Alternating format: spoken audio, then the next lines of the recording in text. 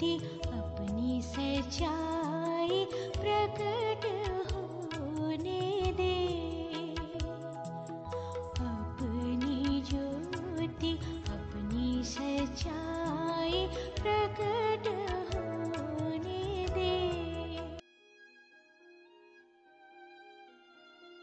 परमेश्वर के रहस्य बांटिए भाई भगत सिंह के द्वारा। सितंबर 17। परमेश्वर के चुनाव के रहस्य। हे परमेश्वर, मैं तो बोलने में कुशल नहीं हूँ, मैं जीभ का भद्दा हूँ। और प्रभु ने उससे कहा, मनुष्य का मुंह किसने बनाया है? मुझ परमेश्वर के अलावा वह कौन बनाता है? अब जा, मैं तेरे मुख के संग रहूँगा और तुझे सिखाता रहूँगा कि तू क्या कहे।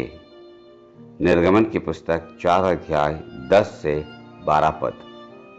मैं आपको स्वयं अपना अनुभव बताना चाहूँगा, क्योंकि मैं इस एक बड़ी और अद्भुत बात को मानता हूँ कि मेरे प्रभु ने मुझे चुना है।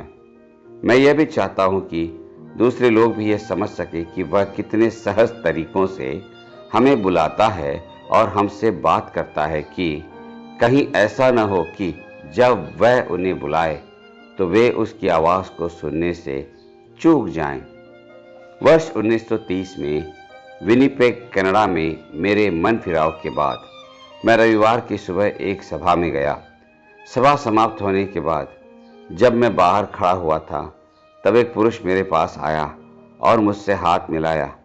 मैं उसके हाथों की शक्तिशाली गिरफ्त के बारे में सोच ही रहा था कि वह मुझसे बोला, भाई, आप भारत में जाकर प्रचार क्यों नहीं करते?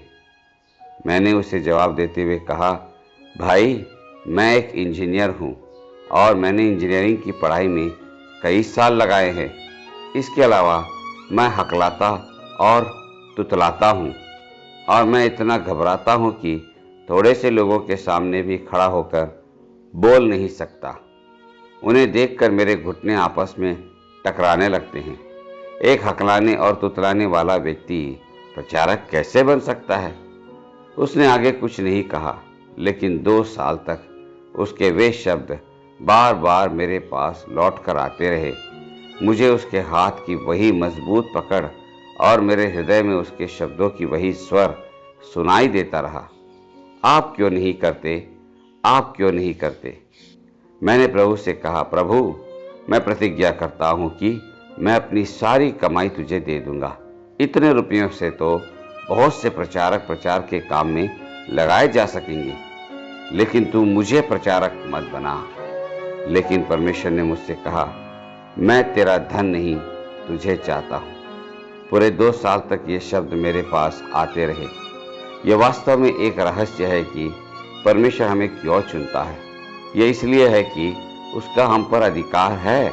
वह मेरा सृष्टिकर्ता और सर्वशक्तिशाली परमेश्वर है, और वह जानता है कि जब हम अपने आप को उसे अर्पित कर देते हैं और उसका आज्ञा पालन और अनुसरण करते हैं, तो हम और ज़्यादा पूरे और भरपूर रूप में उस सामर्थ को जान पाते हैं जिससे वह हम में और हमारे द्वारा काम करता है।